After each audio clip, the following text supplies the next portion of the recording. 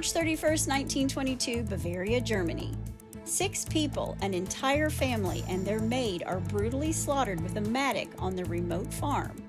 But this isn't just a murder. It's a century-old mystery wrapped in silence, and a crime scene so strange it sparked decades of speculation. There was one family, one weapon, and it's one of Germany's darkest mysteries. This is the Hinterkaifeck murders, Footsteps in the Attic.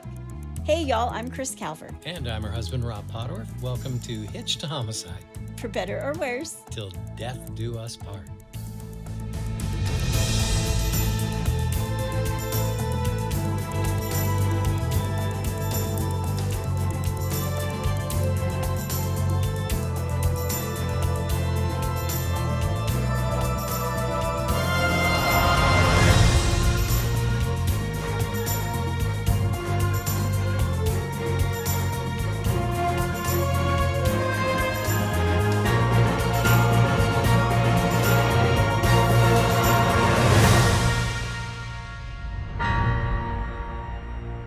Welcome back, everybody. Yes, welcome. And for our friends in Istanbul. Istanbul. Yes, Hoşgeldin. Do you look up how to say all of those? Listen, I look them up. I listen to recordings. I'm only asking because we're in Germany today. Yeah. And even though I took German in high school, some of these names are a little hard. Yeah. So everybody needs to bear with me today. Hey, they can't be any worse than my interpretations of the welcome. I do the best I can. You do a great job. Wherever you're listening, be sure to subscribe to Hitched to Homicide, then like, rate, and review the podcast so other people who are just like you, love true crime, can find us. And if you're watching us on YouTube, hit that subscribe button below. Yep. Please. Give us a comment. Give us a like. It moves us up in the algorithm. Yep. If you want true crime with us all the time, please go join our closed Facebook group, The In-Laws and Outlaws. Go to Facebook and type in H2H In-Laws and Outlaws. Answer a couple questions. You're in. Go join. Mm-hmm. I post photos and other information in there as well. It's a really great group of people. It is. I've actually have pictures of these people in Germany. So you're going to want to see it. Okay. All right. You can find us on Instagram at Hitched to Homicide or on X at H2H_podcast. And we have a Buy Me a Coffee link if you want to send Rob some coffee. He Right drinks it all the time. I have it surgically attached. My cup is surgically attached to my hand. You can find that link in our show notes. You can also send us a text. The link to that is at the top of the show notes where it says, send Kris and Rob a text. Yes. Well, call me Butter because I'm on a roll. Ah, she'll be here all week. I'm going to wheel through some older cases that have been on the list and requested more than once. And today we're going to Germany. Ah.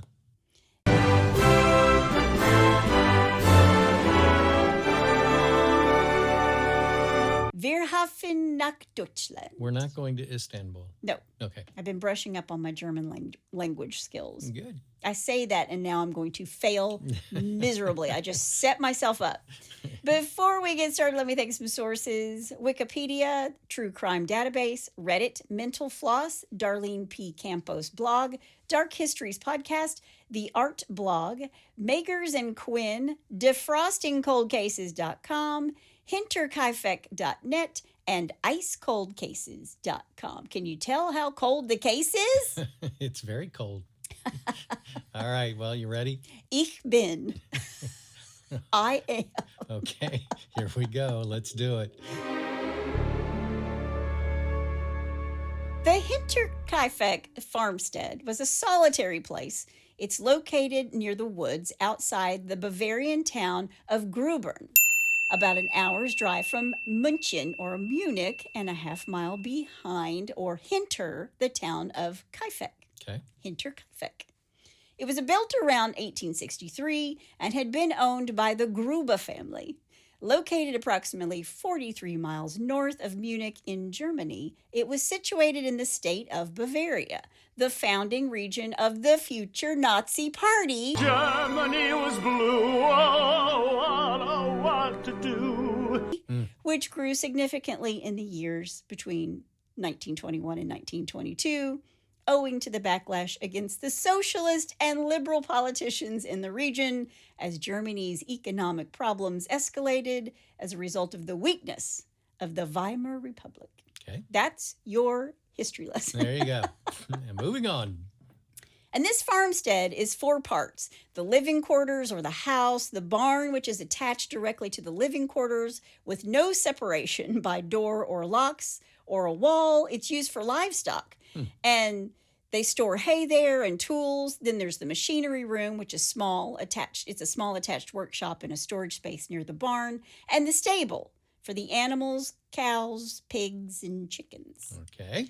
In 1922, it was the home of 35-year-old Victoria Gabrielle and her 2 children, 7-year-old Cecilia and 2-year-old Josef, as well as her elderly parents, the patriarch of the Gruber family, 63-year-old Andreas, and his wife Cecilia, aged 72. Okay. Their daughter Victoria was a widow and had moved home to live with her parents, bringing with her her 2 small children from her marriage. And together, the family lived with their maid. Now, the family was known for keeping to themselves, and people thought that Andreas was aggressive and treated his wife and children horribly. Brutal treatment he showed to his wife, children, and neighbors.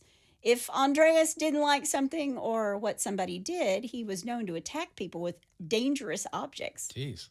like a shotgun or a scythe or a pitchfork. Just a pitchfork-wielding she-devil. That's pretty dangerous. He would lock his children in a cold cellar for many days during winter, and one of his daughters, Sophie, died as a result of the abuse. But that's not the only abuse going on in the house. Victoria was supposed to be a World War I widow, but her husband, Carl's body was never recovered. And after Carl went missing and was presumed dead and she moved home, her father, Andreas, began raping her. Something that was widely known. But Victoria has a thing for a local man who lives nearby. His name is Lorenz Schlittenbauer. Okay. And these two carried on a love affair as well during the sexual abuse by her father. And Victoria gets pregnant. It's thought that Lorenz is the one who went to the authorities to say, look he's raping his daughter. Right. And Andreas is charged with the crime of incest. Actually, they're both charged. But Andreas ended up spending an entire year in jail for the offense. Oh, wow. Victoria gave birth to little Josef out of wedlock, and it was thought that he was a product of the incestuous relationship between her father and her. Or the baby was Lorenz. In fact, he and Victoria were pretty vocal that the baby belonged to the two of them. And Lorenz wanted to marry Victoria. But Andreas said, You will never marry my daughter. no. And eventually, Lorenz married another woman. So I guess even if your dad is a sexual predator, he has a say-so in who you marry, even though you've been married before and you're a widow with 2 kids. Wow. In the weeks and months leading up to the end of March 1922, several strange occurrences happened in and around Hinterkaifeck. 6 months earlier, Kris Rieger, the family maid, just up and quit because she kept hearing strange noises coming from the attic, and she thought the farmhouse was haunted. This place is really haunted. Like, I'm out. Yeah. March 1922, Andreas stumbles upon a strange newspaper from Munich on his property. He didn't remember buying it, and at the time thought that maybe the postman had lost the newspaper on his route. But no one in the area around them subscribed to this newspaper, which only made it a little more perplexing. Then there was the key to the farmhouse. It mysteriously vanished during the last week of March, and even more hinky, Andreas told his neighbors that he'd discovered tracks in the fresh snow, tracks that led from the forest to a broken lock on the door in the farm's engine room, but not back out again. Later that night, the family heard footsteps in the attic, but when Andreas went to check it out, he found nothing. He was pretty open about telling several other people and neighbors all about it. He told them about the missing key, the footprints, the sounds, but he refused any help and didn't inform the police what was happening. Something else that was hinky, on Thursday, March 31st, little Cecilia told one of her girlfriends at school that her mom, Victoria, had run away from the farm the night before after a violent fight with her grandparents and was found hours later in the forest that surrounded the farm. Which just tells me this little girl's going to school and saying, hey, my granddad was trying to rape my mom and she was running away. Yeah. The next day, on the afternoon of Friday, March 31st, 1922, the new maid arrived at the Hinterkaifeck farm. Her name was Maria Baumgartner. Okay. Maria's sister brought her to the farm. Spit it out! Brought her to the farm and left after a short little visit. Maria's sister was the last person to see the Gruber family and her sister alive. At some point after Maria's sister leaves, a killer strikes. One by one, they seem to have been taken from the house to the barn. First was the elderly Cecilia Gruber. The killer hits her 8 times in the right side of her head with what they now call a howick. We call it a mattock. Okay. The killer crushes her skull with these 8 hits. Her daughter Victoria is next. The killer strangled her and then hit her in the head 9 times with the mattock, also on the right side of her head, crushing her skull. Then young Cecilia is taken to the barn. The killer put an iron band in her mouth to keep her quiet, and because of this, her jaw was smashed. I don't know if he sexually molested her, but he took off most of her clothes. She is struck on the right side of her face with the mattock, but before she died, while she was in pain or being raped, she pulled out her own hair in clumps. When he's through with her, he tosses the iron band into the hayloft, or perhaps he hid it there. It'll be found later. But the blow to her head wasn't what killed little Cecilia. Her throat had been slit by a pocket knife. When he's finished inside the barn, he hides the bodies, piling them on top of each other, partially covering them all with hay and a wooden door. Oh, wow. Inside the house are Maria, the new maid who is spending her first night in the house, and little Joseph. He's asleep in his bassinet. The killer hits Maria on top of the head, leaving a hole in her head. She was also bludgeoned on the right side of her head. He leaves her to die in the floor with her head almost under the bed. And little Joseph had been slaughtered inside his bassinet and died from a single powerful blow to the right side of his skull. Wow. The mattock and the pocket knife both belonged to Andreas. His demise was different than the rest of the family. He died from falling onto the tip of the same mattock, tearing open his carotid artery in his neck, causing him to bleed out pretty fast. The skin was torn open on the right side of his cheek, and his cheekbone was protruding. This was his one injury. His one injury. Okay.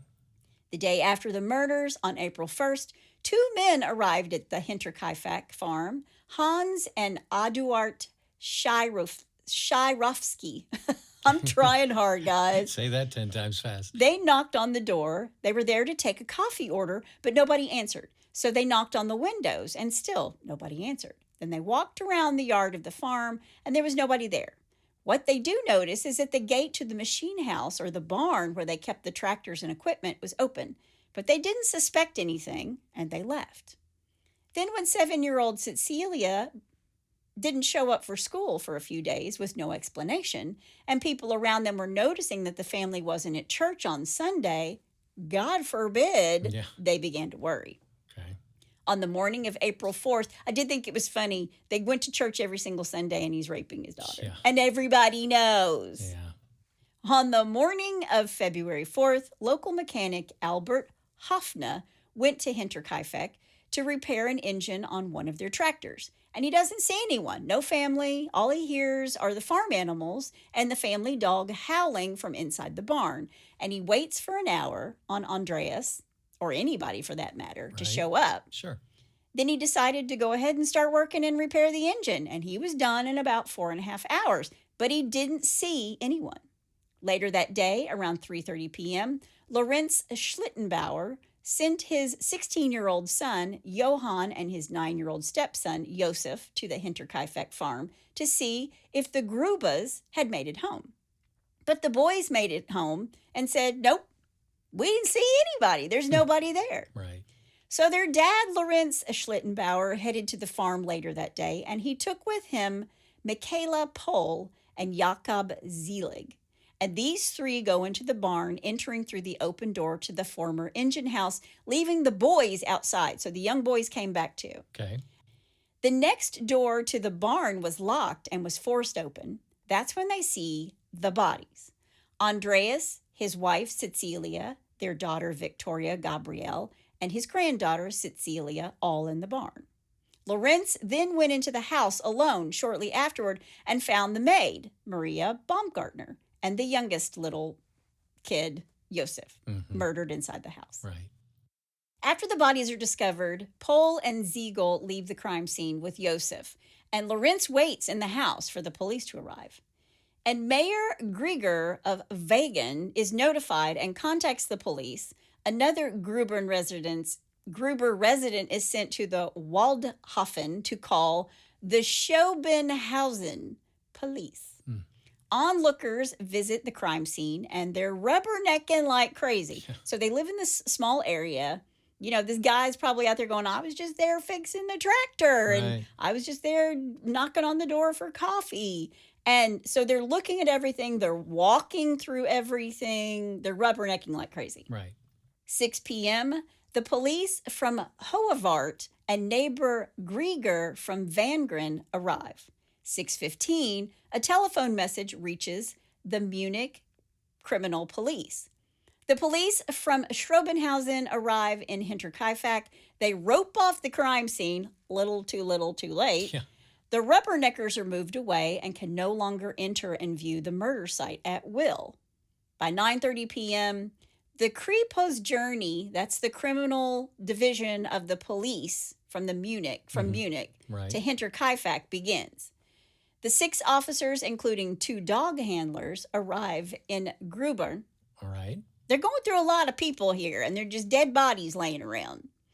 At 10 p.m., the court commission from Schrobenhausen arrives but does not stay until the arrival of the Criminal Investigation Department from Munich, and the case was given to Inspector Jorge Reingruber and his department, who had the task of investigating the gruesome killings. And their investigation was kind of hindered because what they discovered is that someone, probably the killer, had entered the house and interacted with the crime scene, moving bodies and other items belonging to the family around and even cooking meals in the kitchen. What? Yeah. Wow. So he killed them and stayed.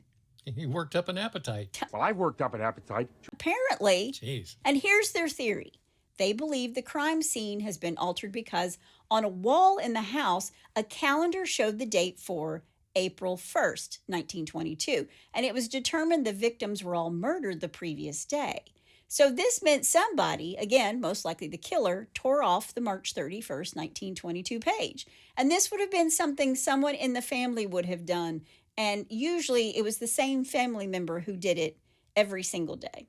Let me guess who that would have been. And I think, Okay. I think we know who we think it is. Yep. The day after they discover the bodies, court physician Johann Baptist Omuller, There you go. Perfect. performed autopsies on the victims inside the barn. We talked about this like with Lizzie Borden. Yeah. They just did the autopsies right there. You know, it was like, Yep. they're dead, we'll do it here. There's no reason to move them. Yeah. He established that the most likely murder weapon was the mattock. Well, duh. Yeah. And during an initial search of the property, the mattock isn't found at the scene. And evidence from the autopsy made the doctor believe that the younger Cecilia had been alive for several hours after the assault because her hair was torn out of her head. Wow. So either she was in great pain or someone was abusing her. Yeah. The skulls of the victims were removed and sent to Munich for further examination, and police set about questioning anybody and everybody who came forward with information. Farmer and butcher Zeman Reislander said that when he was on his way home near Brunnen on April 1st at 3 a.m., he saw 2 mysterious figures at the edge of the forest. When the strangers saw him, they turned around so that their faces couldn't be seen. And later, when he heard of the Hinterkaifeck murders, he thought maybe these two strangers were involved.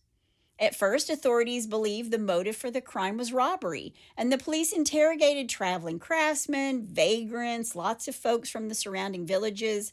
One person they questioned was an artist, Michaela Plickel, and he passed by Hinterkaifeck on the night after the crime, 3 days before the bodies were discovered. Gotcha.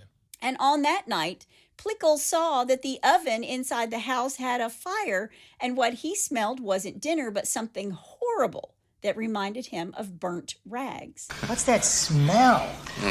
So even if they were dead, someone was inside the house cooking or burning something because there was smoke coming out of the chimney. He also told authorities that someone approached him with a lantern that blinded him, and it spooked him, and he got the heck fire out of there. Yeah. And even though he tells them about the smell and the fire, the police never follow up on this. Really? And they never try to look into what had been burned that night in the stove or the oven. Then detectives soon abandoned their burglary theory because a large amount of money was found in the house. And what's more, it was clear that the killer stayed on the farm for days because somebody had fed the cattle and eaten an entire supply of bread from the kitchen and had recently cut meat from the pantry. Jeez. When they look through the house, they find the murder weapon, the mattock, the pickaxe. It's hidden in a space above the kitchen under false flooring. Now, who's going to know that it's there under false flooring? Yeah. Measuring 32 inches long, this mattock had been a design of Andreas, who fashioned it himself to use when he slaughtered cows. The blade was mounted by clamps that were held together by a protruding 8mm threaded screw, which caused brain damage to the animals when struck with the back of the tool.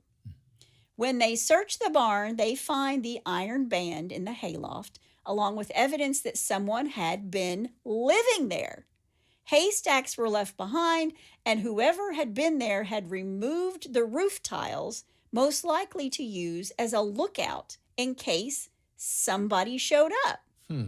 There was carpet placed down that wasn't normally there. That would have muffled the footsteps of anybody who was up there. I mean, remember, all of these buildings are attached. Sure. So the carpet's there to muffle the footsteps in case the police showed up, and they were still there. Okay. There were ropes attached to various beams in the barn, and police think that this was done so that the killer could lower himself to the ground faster if anybody entered the house or barn. It was their escape mechanism. And even more evidence was found that somebody had been living in the barn because they defecated in the hayloft and left rinds of smoked meat near the lookout point. Now, police think that all the victims were lured to the barn perhaps by animals making noises in the stable, but later they determined that human screams coming from the barn couldn't be heard in the living area of the house. So they must have tested this out. Right. In 1922, April 6th and 7th, Thursday and Friday, on a makeshift table in the courtyard of the Hinterkaifeck estate, Newburgh District Court physician Dr. Johann Baptiste O. Mueller, he performs the autopsies on the 6 victims. On Thursday, Victoria Gabrielle, Cecilia Gruba, and Cecilia Gabrielle are autopsied. Okay. And on Friday, Andreas Gruba and little Josef and Maria Baumgartner are autopsied. All right. On Saturday, April 8th, they transfer the 6 victims in their coffins from Hinterkaifeck. According to J. Ludwig Heckler, 1951, who quotes a contemporary witness, the victims were buried in Weithof-Findman, Great Public Cemetery. The Schopenhauser Vogrenblatt reported on the funeral. Are you having a stroke? On April 11th, 1922. I'm feeling for you, babe. I'm trying. And I had 3 years of German. I haven't spoken it in 40 years, but okay. And this was in the paper. Quote, after the Judicial Commission had released the bodies of the 6 murdered victims following the dissection, the burial of the 6 victims could take place on Saturday. The number of people who wanted to pay their respects to the victims was incredibly large. Around 3,000 people Wow. had come from near and far. It was a shocking sight when the bridge carriage arrived with 6 coffins, accompanied by the entire class, her school children. The entire class of school children came. It's sad. After Reverend Haas had performed the blessing at the southern entrance of the cemetery, the unfortunate victims of the crime were laid to rest in a mass grave, the adults on the right and left, and the 2 children in the middle. Reverend Haas described in moving words, using the biblical story of Cain and Abel, how terrible murder is in God's eyes, and how only a person who no longer has a spark of faith in God in their heart can allow themselves to be carried away by such a terrible act, since one cannot even shy away from the murder of innocent children, shrank back. Immediately after the funeral, the first Holy Mass for the dead took place in the church, and it proved too small to accommodate the 3,000 mourners. You think? Yeah. Wow. Now, the police don't have much to go on, so detectives started putting together a list of suspects. And one of the first suspects that they put on the list was Carl Gabriel, the husband of widowed Victoria. And although he had reportedly been killed by a shell attack in France in December of 1914 during the First World War, his body had never been recovered. And shortly after the Hinterkaifeck murders, people began to speculate about whether or not he had really died. Did he fake his death? You know, do they just think he's dead and he came back and killed them all? Okay. At the time, there was never any evidence that Gabriel had survived the First World War. However, after the end of the Second World War, German captives from the Schöbenhausen region who were released prematurely from Soviet captivity claimed that they had been sent home by a German-speaking Soviet officer. And everybody seems to think that it was Carl. They went on to report that this man claimed to be the Hinterkaifeck murderer.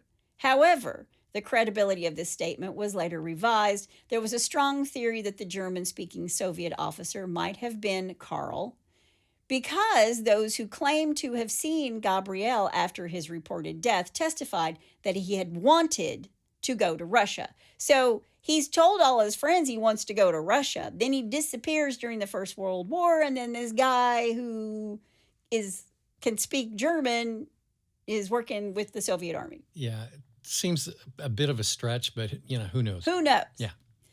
There's so much hearsay and conjecture. Yeah. I mean, everything's a tall tale. Sure. But the question of the young Josef Gabriel's paternity would also implicate another suspect in the Hinterkaifeck murders, Lorenz Schlittenbauer, the man who found the bodies of the Hinterkaifeck victims, was believed to have had a relationship, we know he had a relationship with Victoria, shortly after the death of his first wife in 1918, and he was the father of Josef. But why would he kill his own child? Right. Speculation of the involvement of Lorenz happened early in the investigation. The locals thought he was acting suspicious. He was acting suspiciously right after they found the bodies.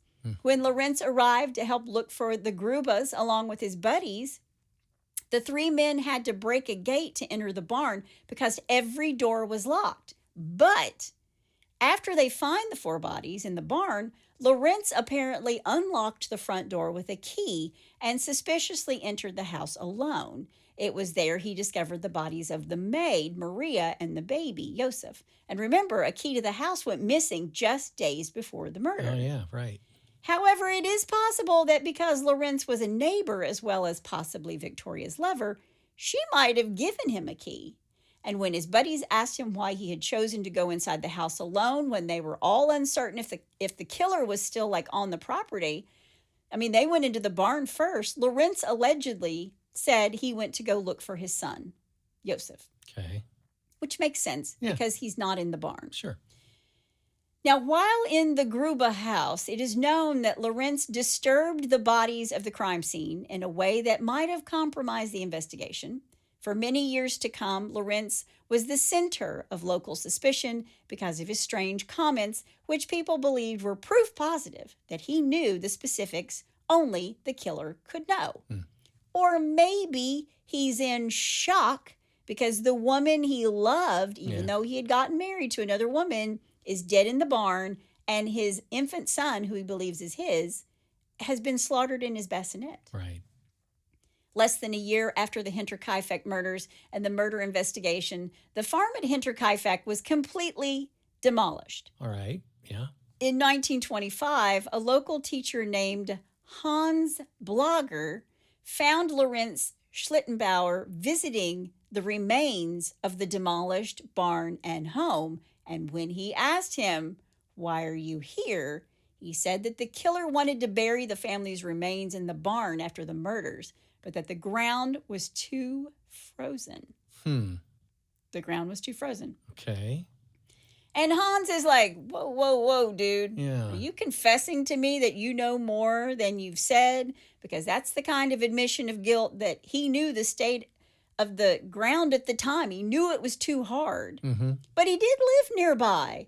And maybe when they found the bodies stacked on top of each other in the barn, covered in straw and a door, he was making an educated guess about what the killer wanted to do, but couldn't. That makes sense.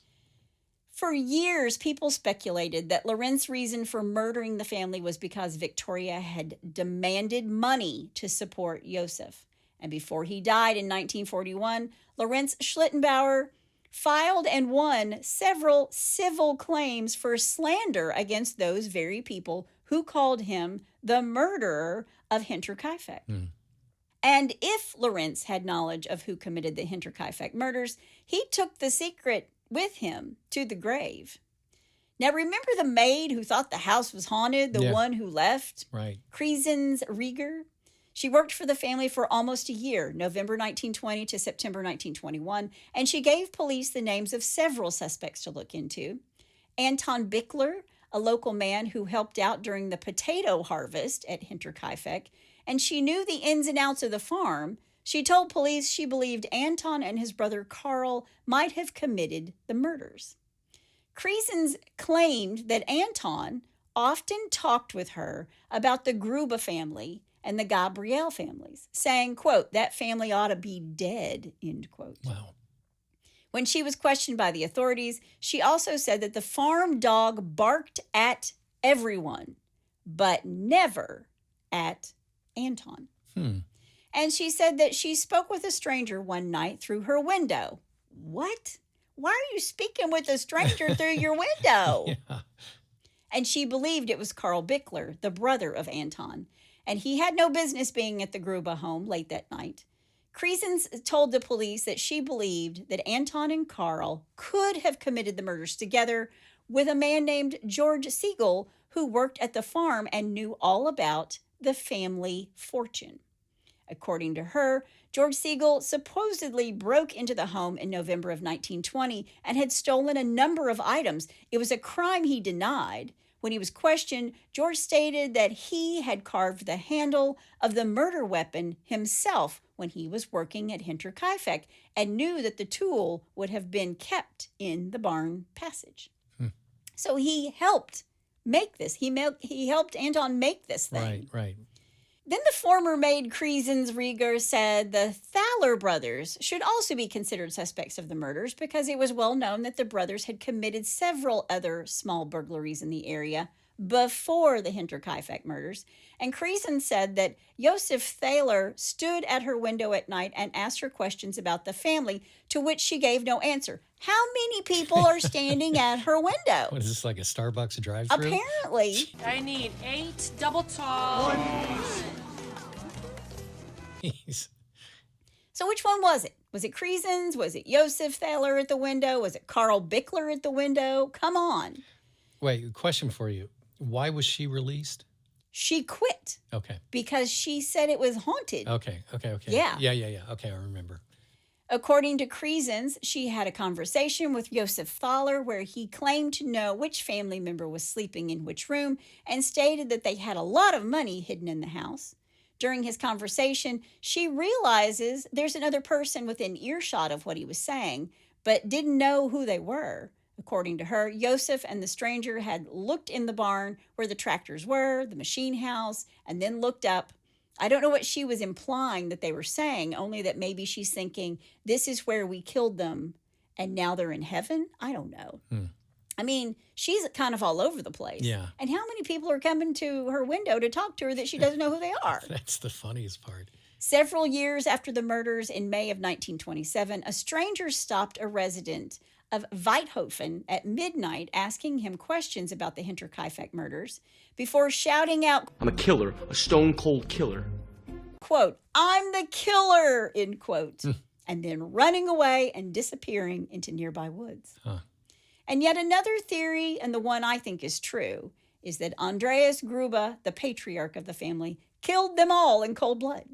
Why? Well, remember, the killer remained at the farm for the next 3 days, and Andreas didn't have anywhere else to go. So he continued to tend to the farm and the animals. He cooked meals, even tore off the date on the calendar to April 1st, the day after the murders. Right. The fact that somebody was present on the farm was observed by several eyewitnesses, including the coffee-selling brothers, Hans and Eduard Shirovsky, and Mikhail Plickel, who was approached by someone in the dark, with the lantern. Right, right. Most likely, Andreas Gruber. Right. Get out of here. Right.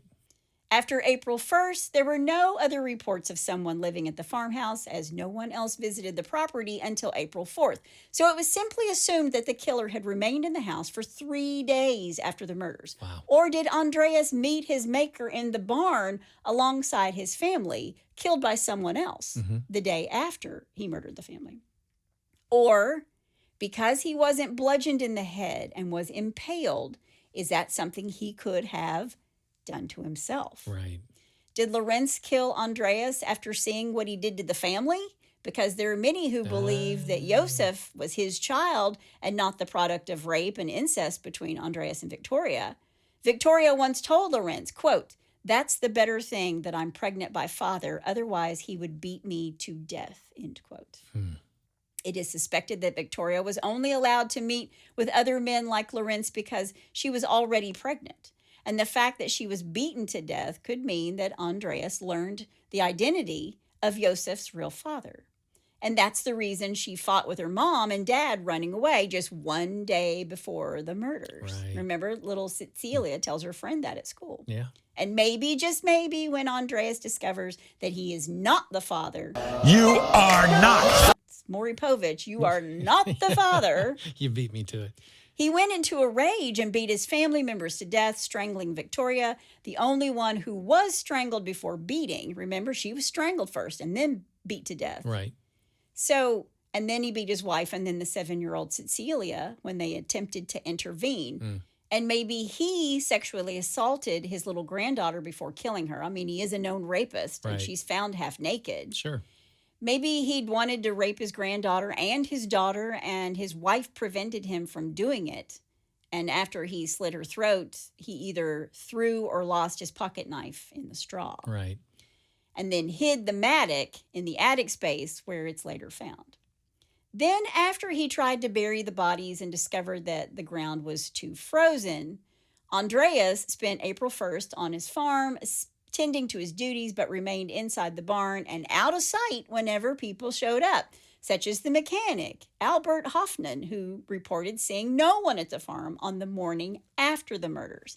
And because apparently Lorenz Schlittenbauer knew from his admission later that that little Josef was his son, he went to the farm to speak with Victoria, as he'd done many times in the past, and found no one in the house. Then maybe he went to the barn and found the bodies of Andreas, Cecilia, and Victoria, and in doing so, surprised Andreas, who was found wearing his night clothes when his body is found.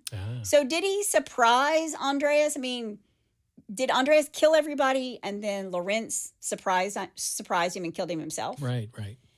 Then, knowing that his own son was also probably dead, Lorenz went into the house and found the slain bodies of the maid and his son. So did he throw himself on the pick, or did Lorenz get him with the pickaxe, you know? Yeah. Then Lorenz goes home. He waits a few days while deciding what to do next, knowing full well that Andreas is already dead by his hand. He sent his 2 young sons to investigate the farm, knowing they weren't in any danger. I mean, think about this. He sent his 2 young sons, his son and his stepson, to the farm to see if anybody was there. So if he thought that they could have been in danger, would he have sent them alone? Right. And if he knew that people were dead, why not go ahead and send them? Yeah. And if the boys find the dead bodies, it wasn't him that found the dead bodies. Right. It's a good alibi. And when they returned with no news, he goes out himself, taking his own 2 friends. He didn't go alone to serve as witnesses. Right. And then he entered the house with the key that he took from Andreas and again found the body of his young son. Mm-hmm. And if this theory is true, Lorenz kept his secret for years after the murders, telling no one of his involvement, but hinting at knowing more than anyone else about the murders. He knew the killer tried to bury the bodies, but couldn't because the ground was too frozen. Right? Right. There is another theory, if you can believe this, that the killer was a German migrant by the name of Paul Mueller, who was the only suspect in the 1898 murder of a Massachusetts family. And during his research into several unsolved axe murders, author Bill James went through American newspaper archives and came to the conclusion that the killer had used the train tracks as a method of traveling from one state to another in order to carry out the killings. He's an early serial killer. Paul Mueller's suspected crimes in the United States share some similarities to the Hinterkaifeck murders, such as the slaughter of an entire family in an isolated home, the use of the blunt force trauma or an axe tool as the weapon of choice, and the moving and stacking of the bodies of the victims. And he would never rob anybody. And remember, they weren't robbed. Right. The still unsolved Vasila axe murders were also attributed to Paul Mueller, in which a family were bludgeoned to death in their own home. And James suspects that Mueller, who was described as a German immigrant, might have returned to the motherland of Deutschland by 1912 when his crimes and their pattern were noticed by the police and the journalists. So he kills all these people by rail, going from town to town in America, and when they're getting on to him, takes the boat back home to the motherland. Okay. So we have lots of theories, nothing concrete. And over 100 years later, the Hinterkaifeck murders are still unsolved. Wow. The investigation was closed in 1955 with no charges brought against any of those suspected in the gruesome crime. Wow. The last questioning of a person of interest occurred in 1956, just before the retirement of Detective Chief Superintendent Conrad Mueller. Today, it's unsolved. It's crazy. There's so many different theories. What do you think? Did Andreas kill his whole family? Was it somebody else? Yeah. Was it Lorenz? Yeah. See, I think my money is either on Andreas. I think Andreas killed everybody. Yeah, I do too. Whether he killed himself or not is the one that's up for debate, and whether Lorenz did that after he saw what Andreas did. It's interesting to me. Yeah, I think Lorenz killed Andreas. Do you? Yeah, because I mean, to like kill yourself by impaling yourself on, I mean, there's easier ways to do that because he didn't have any guarantee that that was going to kill him if he tried to impale himself like that. True. That's true. Yeah. And maybe he didn't have a plan to kill himself at all because he's in the kitchen cooking. Yeah. He's taking the dates off. You Yeah. know, it's just like it's another day. It seems like a rage killing, and afterwards he's like, "Oh crap, what did I do?" Yeah. And he's just kind of in a daze and trying to figure it out and cooking. You know, I've taught you well, young grasshopper. Grasshopper. Watch and learn, grasshopper. But that is the story of the Hinterkaifeck murders, and that's all I have to say about that.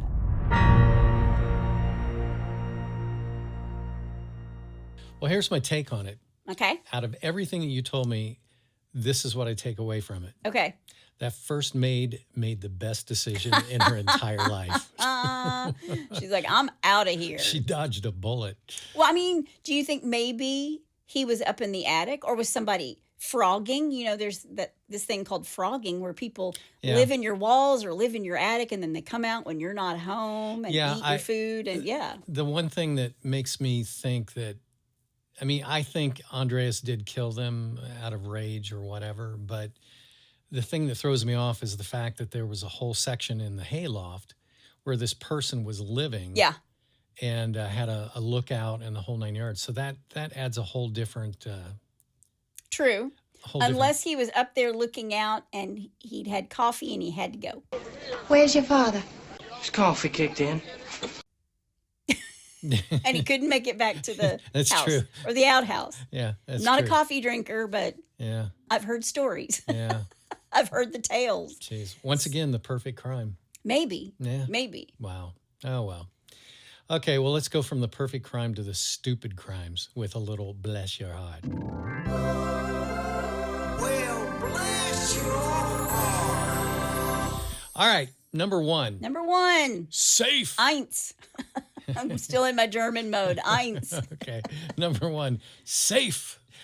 A Reds Guardian game, my Reds, Cincinnati Reds, Yes. took an acrobatic turn when a fan sprinted onto the field, attempted a fist bump with Cleveland's Tyler Freeman, and capped it off with a backflip in the left field.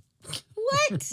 His gymnastic escape was cut short by a Cincinnati police officer who deployed a taser, leaving the fan grounded and quickly surrounded by officers. He's like, I'm not chasing after that. I'm just going to roll the lightning. Just Sort of roll the lightning. Reminds me of that scene in Indiana Jones when the guy's got the big sword.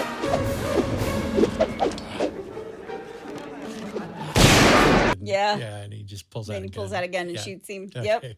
The fan, now banned from the stadium, faces charges of criminal trespassing and obstructing official business. Baseball legend Johnny Bench applauded the officer's quick catch in a viral post. Thanks to the swift response, the game went on without a hitch. I thought you were going to say that Johnny Bench was like, that guy did a good backflip. My story about Johnny Bench, this was when I was living in Cincinnati. I went to a restaurant one night and they had this big wall and they had all the Cincinnati Reds handprints in cement on this wall. And Johnny Bench's hand was on there. His hands were bigger than my head, and I have a big head. Makes for a good catcher, honey. I'm Makes for a telling you. good catcher. Yeah. All right, number two. Zwei. There you go. I'm calling this one Good Boy. Good Boy. That's a good boy. A pet store break-in turned into a bizarre scene when an Ohio man allegedly smashed kennels and set loose dogs, birds, ferrets, rabbits, and gerbils. It's Pee Wee Herman all over again. It is. Don't panic.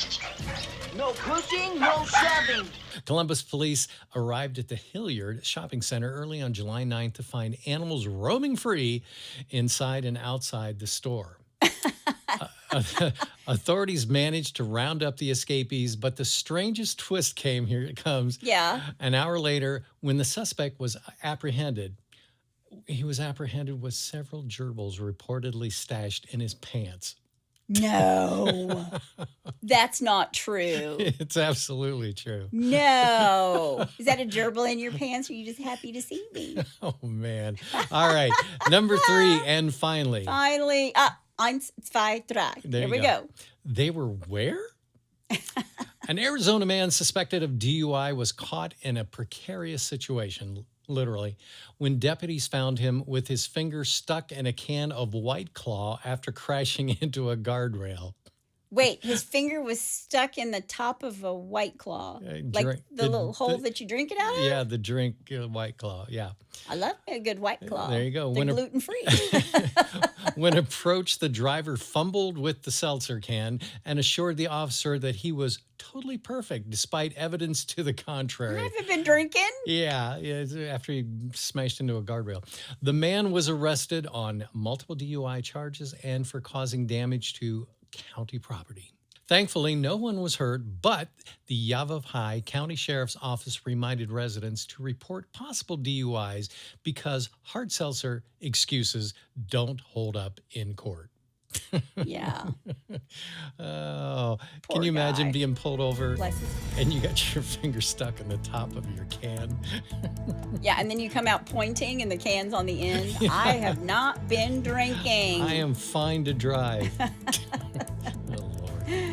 Well, if you have a bless your heart or you know somebody hurt who needs blessing, Yes. all you got to do is go to hitchedtohomicide.com. When you get there, there's a pull-down menu where you can also suggest a case or tell us about your brush with true crime. Yes. That's my amazing husband out there. And that's my amazing, beautiful bride in the booth. Join us next time on Hitched to Homicide. Bye, y'all.